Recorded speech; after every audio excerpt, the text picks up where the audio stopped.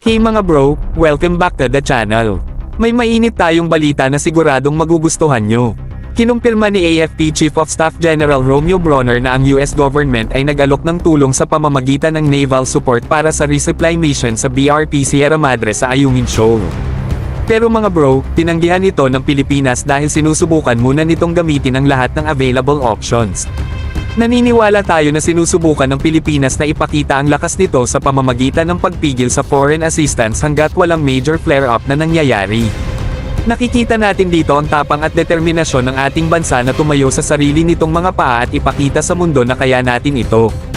Ipinapakita rin ito na ang US at Pilipinas ay nagagamit na ang Mutual Defense Treaty nang hindi kinakailangang mag-trigger ng military options, kabilang na ang Article 3.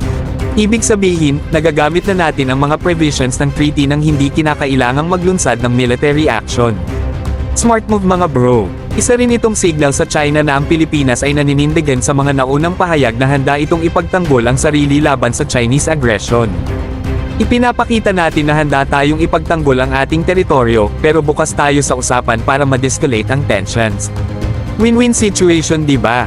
At sa parehong panahon, sinasabi rin natin sa China na kung sila ay mag-step up ng aggression, ang US ay nanonood closely at handang kumilos kung kinakailangan. So mga bro, ano sa tingin nyo ang approach ng Pilipinas sa paghawak ng sitwasyong ito? Drop your thoughts sa comments below. Huwag kalimutan mag-like, share, and subscribe para sa mas maraming military updates.